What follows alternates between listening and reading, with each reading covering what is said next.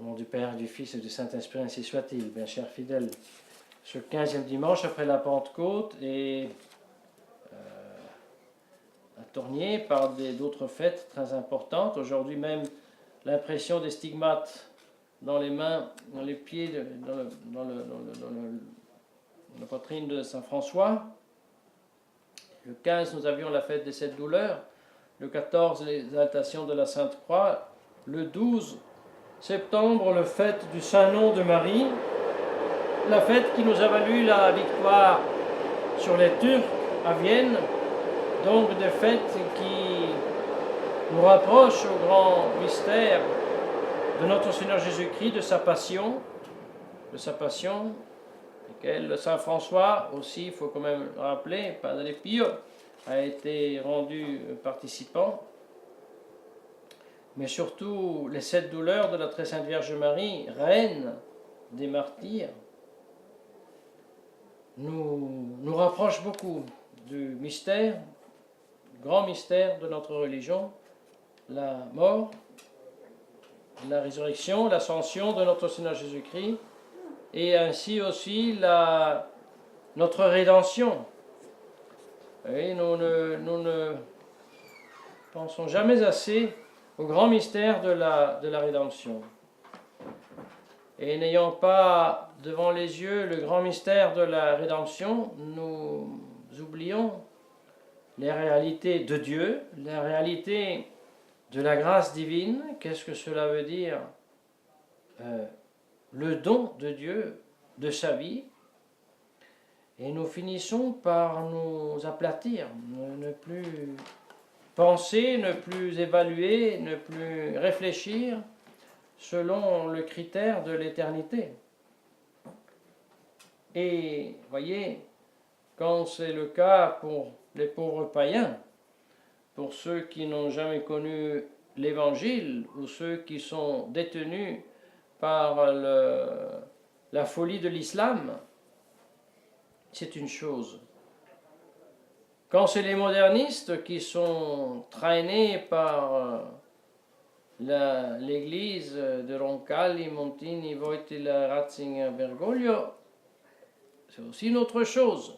Il y a là le cardinal Kaspar, soi-disant cardinal, qui déclare qu'il n'y a pas de différence essentielle entre les catholiques et les protestants. Ce veut dire qu'il n'y a pas de différence essentielle entre Jésus-Christ mort et ressuscité après sa mort sur la croix, la Sainte Messe qui est le renouveau réel, bien que sacramentel, de cet événement, de la mort et de la résurrection de notre Seigneur Jésus-Christ, eh bien, ceci est la négation de ce fait. Voilà, pour le soi-disant cardinal Kaspar, ce n'est pas une différence essentielle. Donc, pour lui, la Sainte Messe, ce n'est pas essentiel. Le sacrifice de la croix renouvelé, ce n'est pas essentiel.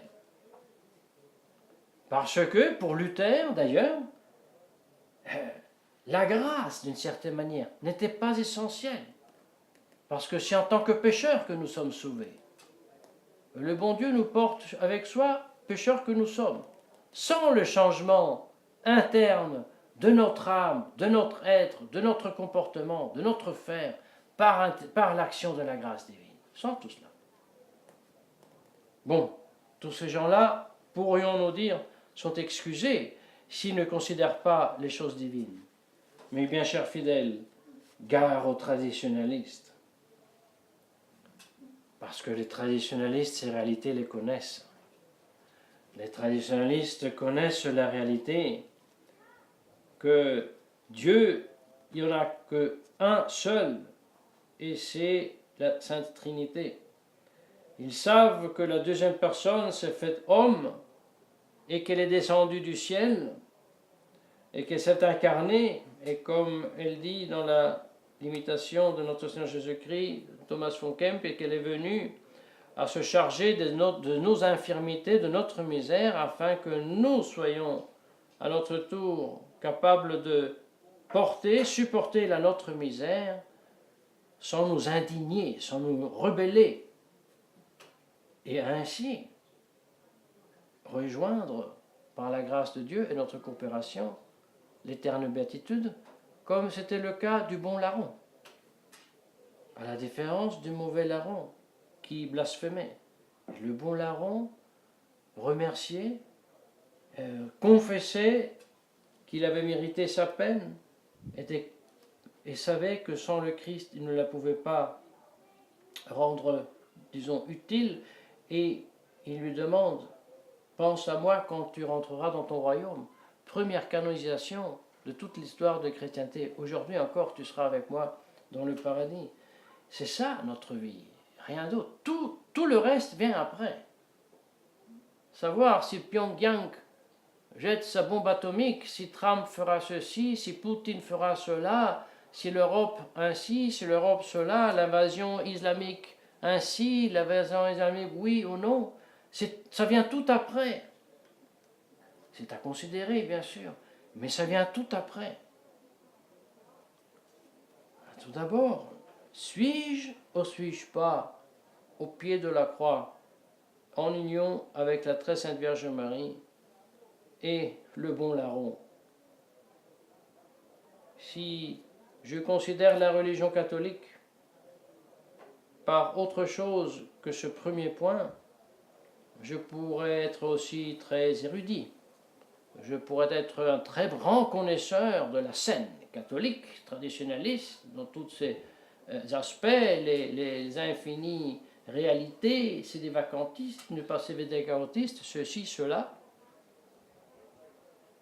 Mais je finirai par être là de cette histoire, ou alors, comme le dit aujourd'hui saint Paul aux Galates, on commence à se provoquer les uns les autres, être jaloux. Comme on voit maintenant tout d'un coup, il y a les sites qui commencent maintenant pour défendre une position à tuer tout ce qui est autour. Alors là, il y a un site qui est maintenant pour défendre, je ne sais pas quelle position, doit déclarer que donc Monseigneur Lefebvre a été condamné par tous les conciles de l'Église. Peut-être pour maintenir une position que, je ne sais pas, au lieu d'une date, c'était une autre date, ou peut-être, je ne sais pas, le pape n'était plus pape, que sais-je, une position qui est légitime à voir, qu'on doit avoir aujourd'hui. Il faut bien avoir une raison de ce qui est en train de se passer. L'apostasie générale, on la constate. On constate que ces papes, soi-disant papes, ne sont pas papes, et ce n'est pas l'Église catholique. Donner une explication de tout cela, c'est pas facile. Il y aura plusieurs positions, mais c'est pas parce que quelqu'un n'a pas ma position que lui aussi il n'est pas catholique. Et ça je dis en ce moment parce que quand même pour les fidèles, les personnes qui s'approchent de loin et qui veulent savoir ce qu'est catholique, s'ils vont en internet, ils trouvent l'Église moderniste apostate qui n'est pas catholique, et les soi-disant catholiques qui s'excommunient les uns les autres. Où va-t-il trouver le catholicisme? Donc, c'est une grande responsabilité dont nous aussi, nous sommes bien conscients. Nous sommes conscients. Quelqu'un nous pourrait nous reprocher, mais toi tu fais la même chose. Non. Si je dois noter la dérive, oui, depuis 2008, de la fraternité Saint-Pédis, c'est pas parce que je veux défendre une position à moi, mais c'est parce que je veux rester d'ailleurs sur les positions que avait la fraternité en 2008, avec justement la porte ouverte et la question non pas encore tranchée du siège vacant, et d'ailleurs beaucoup plus, non pas du siège vacant, mais du fait que cette Église, soi-disant officielle, n'est pas l'Église visible fondée par le Christ. Non pas pour le plaisir de jouer aux positions comme on joue dans la course à chevaux en payant pour un cheval plutôt que pour un autre. Gare à nous, chers fidèles. Voilà donc que c'est cette vie de notre Seigneur Jésus-Christ qui, depuis le début jusqu'à la fin, à son dire, a été toujours rempli de douleur pour la rédemption des péchés. Tous les saints ont vécu comme ça. Tous les saints ont vécu en union avec notre Seigneur Jésus-Christ et la très sainte Vierge Marie, reine des martyrs, par la prophétie de Saint Siméon que justement l'épée transversait son âme, parce que pendant que Jésus-Christ a été perforé par l'ongin, n'est-ce pas, il a, oui, ouvert le côté de notre Seigneur Jésus-Christ et percé le cœur de notre Seigneur Jésus-Christ, dont l'eau et le sang sont sortis. Mais cette lance n'a pas touché l'âme de Jésus-Christ, parce qu'elle était déjà séparée du corps. Tandis que, voilà que la prophétie se révèle, cette lance a bien touché l'âme de la très sainte Vierge Marie, qui en a souffert la réalité dans son âme. Et par cela même, elle est ainsi la plus unie à notre Seigneur Jésus-Christ, et de conséquence la reine aussi de tous les martyrs qui ont suivi, imité notre Seigneur Jésus-Christ. Et voyez, quel était un effet collatéral de cette mort, de cette résurrection de notre Seigneur Jésus-Christ, de la conrédemption de la très sainte Vierge Marie, de toute cette innombrable armée de martyrs. Un effet collatéral, c'était quoi? C'était la civilisation chrétienne, avec tout ce qu'elle comporte de matériel et d'économique et d'artistique et de mœurs et de coutumes et de façon de vivre. Maintenant que depuis des décennies, la grande masse catholique, en Europe surtout, a perdu connaissance de ce que c'est le catholicisme, voilà que maintenant, quand vient l'Africain à violer sa femme, il se rend compte qu'ils sont en train de nous ôter notre civilisation. Mais le vide appelle le plein. La chrétienté s'est vidée elle-même de sa foi. C'est clair que la horde islamique est attirée par ce vide, même si c'est les sous de Soros qui les font venir, et les plans internationaux qui mettent en scène tout cela. Mais aucun Soros, aucune Nation Unie, aucun Rockefeller, même Satan n'aurait aucun pouvoir si l'Europe était chrétienne, peuplée par des individus qui cherchent à être au pied de la croix avec la très sainte Vierge Marie, se sanctifiant tous les jours et vivant de l'esprit, comme dit saint Paul au jour de la Galate, et marchant selon l'esprit. Et chassant ensuite les Turcs, deviennent comme le faisait Marco d'Aviano 1683, avec un morceau de bois, quelques reliques dessus. La consolation de tout cela, que